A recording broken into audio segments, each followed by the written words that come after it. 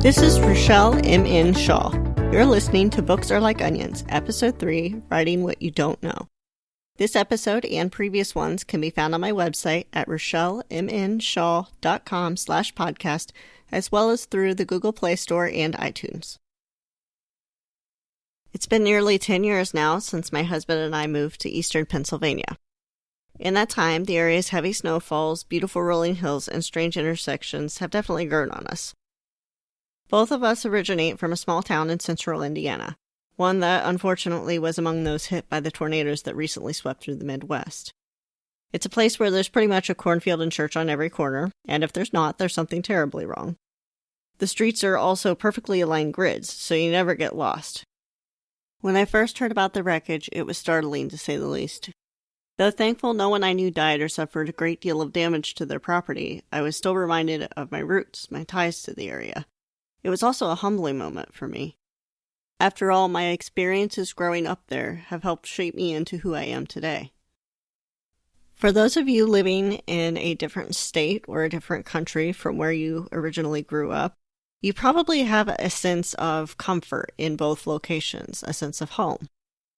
You might be wondering why that is. How can two different places both feel like home? Well, I have a theory. We humans are creatures of habit. Naturally, we're drawn to things and places we're most familiar with. We like routines, and we like knowing what's going to happen. If our schedules are upended, we tend to resist, to hold on to how we think things should be, rather than embracing how they actually are. Writing habits are a lot like that. Many of us tend to stick with topics we know and to weave in experiences we've already had.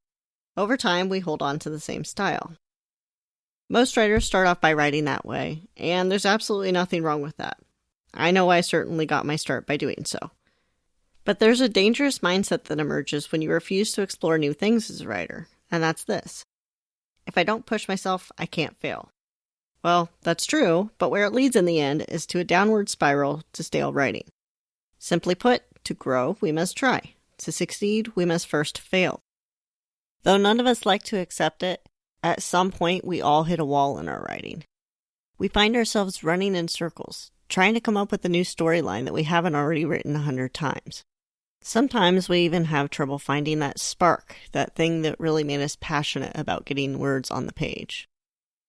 What's the solution then? Well, it's the one thing we tend to dread: change. See, books do something really cool that we don't always think about. They actually transport us to other worlds so we can experience things without suffering the same long-lasting consequences that might result in real life. That is so awesome. And that's probably what you expect when you read a book, right? Well, the downside to that is because of those expectations, readers don't just want change, they crave it. In a typical character arc, the protagonist won't be the same at the beginning of the story as they are at the end. Readers know that. It's one of the reasons why they actually care about the character and want to keep reading to find out what happens.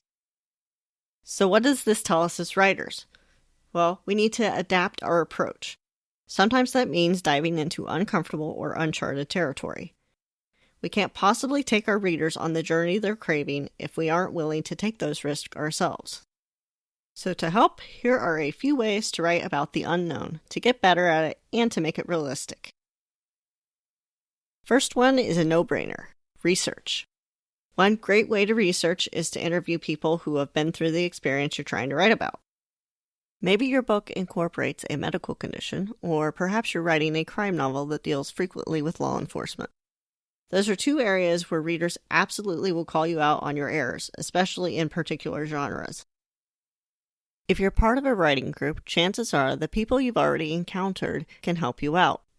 They may have experience in the area you're writing about, or if not, perhaps they know somebody who does. If you're not part of a writing group, check with your friends, family members, and coworkers. Chances are one of them has a connection. Another way to research is by scouring books at your local library or reading articles online. Be careful though, reliable resources are a must if you go this route. Not everything you read on the internet is true. I know, shocking. Needless to say, you'll want to check your information carefully before using it in a story. You should also be careful to credit the source in your book if you need to, particularly if you're writing nonfiction. The same holds true for interviews.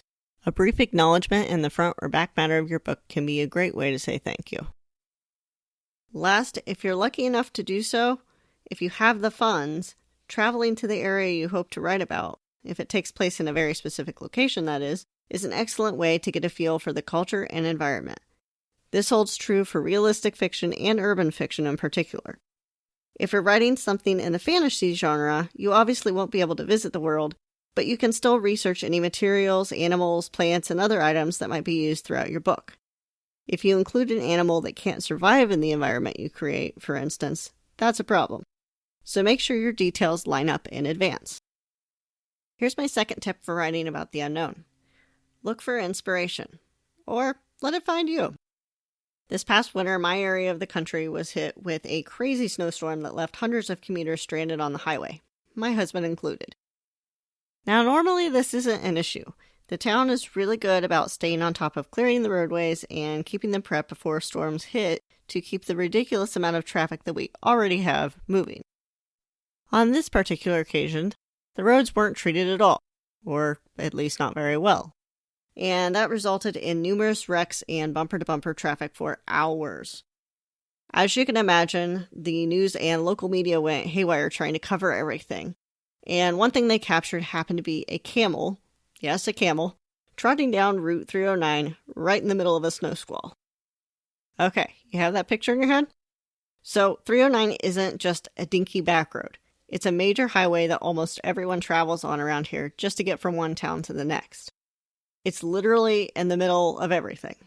So having a camel just strolling down the road in the middle of the snowstorm nonetheless was quite a sight to behold. It even caught the attention of some of the national news stations. It was just a very strange thing. I'll link to the story in my show notes for those of you interested, but you can also just do a Google search and you'll find it pretty easily.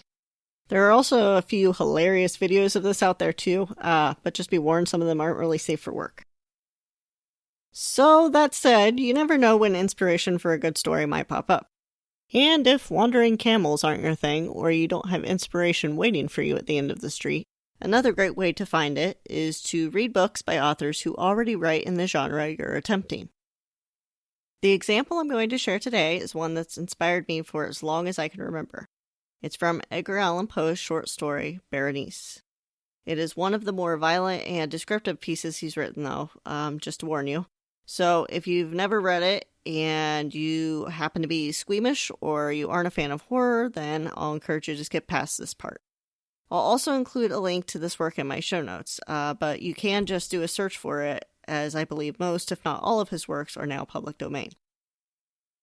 Before I get to the example, Poe is easily one of my all-time favorite authors. He does a fantastic job of creating vivid imagery and just beautiful musical prose that really sticks with you for a long time. I chose this piece for its horrific acts, which include something that most of us can't even fathom doing to another human being. Nonetheless, it's a great example of how capable we are to write things that are so impactful, even if we've never experienced those things ourselves. The example I'm about to read comes from the very last 2 paragraphs in the story.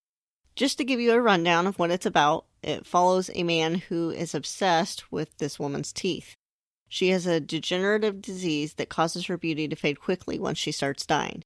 The only thing that remains intact, pristinely so in fact, is her teeth. The man obsesses over this, and it's all he can focus on. By the end of the story, he snaps and does something so gruesome that not even he is aware of what he's done. So, let's find out what happens. There came a light tap at the library door, and pale as the tenant of a tomb, a menial entered upon tiptoe. His looks were wild with terror, and he spoke to me in a voice tremulous, husky, and very low. What said he? Some broken sentences I heard. He told of a wild cry disturbing the silence of the night, of the gathering together of the household, of a search in the direction of the sound. And then his tones grew thrillingly distinct as he whispered me of a violated grave, of a disfigured body enshrouded, yet still breathing, still palpitating, still alive. He pointed to my garments. They were muddy and clotted with gore. I spoke not, and he took me gently by the hand. It was indented with the impress of human nails. He directed my attention to some object against the wall. I looked at it for some minutes. It was a spade. With a shriek, I bounded to the table and grasped the box that lay upon it. But I could not force it open, and in my tremor it slipped from my hands and fell heavily and burst into pieces. And from it, with a rattling sound, there rolled out some instruments of dental surgery, intermingled with 32 small, white, and ivory-looking substances that were scattered to and fro about the floor. Now, this is quite a disturbing piece, as one might expect coming from the master of horror, but he shows something that is so awful, so horrible, that it makes your skin crawl just thinking about it. To remove another human being's teeth while they're still alive and fighting you is a dark subject matter indeed. But what's so brilliant about his approach is he doesn't exactly show the act, the process of mutilation. Poe alludes to the idea in order to delve into the psyche of the man committing the crime. The fact that he was able to portray that kind of story without ever having experienced it himself is really captivating to me, as awful as that might sound. It shows that sometimes if you take that bold step and you just go for something, even if you think that it's beyond your skills, beyond your expertise, that you actually can achieve that and make that connection with readers. That doesn't mean you have to sit down and write such a graphic scene or anything to be bold. I'm not saying that. It just means that sometimes it's worth the risk of exploring a new subject matter, even if we aren't completely confident that we can tackle it. Now, along with reading must come writing. Another great method to use when delving into the world of the unknown is to practice writing your scene. Go ahead and get that crappy first draft out of your system. Give yourself a pep talk and accept that things won't be perfect right away, nor should they be. This is new territory you're exploring. No writer I know ever gets things right the first time, even on things they're familiar with, let alone on things they're not. The fourth tip I have is to get feedback from others, especially experts in the area you're writing about. While you hopefully gleaned insight into how the scene should be written through the research stage, it never hurts to get a second pair of eyes after you're done drafting the story. This is where beta readers and sensitivity readers really come in handy. They can tell you if what you have on the page first makes sense, and they can also tell you if the way you've approached an issue or a subject is in any way offensive, especially to a specific group or set of readers that are part of your target audience. This is where sensitivity readers come in, and if you aren't already familiar with them, they're really looking for issues that hit on cultural inaccuracies or bias, stereotypes, things that would really give readers a negative experience and leave a lasting impression on them, not in a good way. I've had to use both beta readers and sensitivity readers, particularly for my Porcelain Souls series, to make sure I wasn't doing a disservice to several different groups. There are also elements that are crucial to the books, such as the Chinese mythology that I've incorporated. And I have to make sure that I'm going about it in the most respectful way possible while still sticking true to my storyline and characters. I've also entered into the unknown for some of my more recent works, like the short story Sisters. It follows the lives of two siblings growing up in the World War I and World War II eras. Over time, their bond is tested, and their relationship is really strained with the hardships that they've suffered in their families. Eventually, the story follows them as they're older, and, they've grown through their lives together to see how they've coped with that and how the relationship has really stood the test of time. The thing is, I don't actually have any siblings, so I can't use that kind of experience to draw on from personally. I'm also obviously not elderly, so I had to rely heavily on my beta readers for that story, knowing that pegging the relationship between the two sisters was essential in getting the story right. Another women's fiction piece of mine that will be released sometime in the coming months is Michael's Cry. It's about a young woman who is a new mother, and she's really having a hard time bonding with her son. She's going through postpartum depression, and she is struggling just to do the daily tasks and, kind of function and get on with her life after having a baby. When I first drafted the story, I was in college. I wasn't married, I didn't have kids, I had zero experience with a situation like that. So I was trying to write from the perspective of this new mom dealing with monster challenges. And I had no clue what I was doing. But I tried my hand at it anyway. I knew it was a story that would resonate well with readers, even if it wasn't totally ready to share. So over the years, I've shaped it and tweaked it, some through my own experiences and others through friends I've talked to. And now it's morphed into a really beautiful story that I'm pretty proud of. That kind of thing is what taking the plunge as a writer is all about. Sometimes you have to be bold and confident, even if you're terrified. My last tip is simply to keep trying. I know it might seem like an uphill battle trying to improve on something when you have no clue what you're doing, but you will get better at it, I promise. Just think back to the early days in your writing career when those random ideas came to you, perhaps all jumbled in your head, and you had to figure out how to translate that into words. Or maybe you're in that stage now, where you're just learning how to write. The only way to get better at something is to keep trying. There's a reason for the saying, practice makes perfect. Even if you never reach the level of perfection you're after, which from personal experience I can tell you is a pretty hard thing to do, you'll still improve. Also, don't compare your work to other writers. It's tempting to do that. It's perfectly normal. But no one has the same mind you do. No one can write your story because no one has the same experiences. And more importantly, nobody sees the story as you do. Use that to your advantage. Go at your own pace and be proud of the progress you make, no matter how slowly or quickly that comes.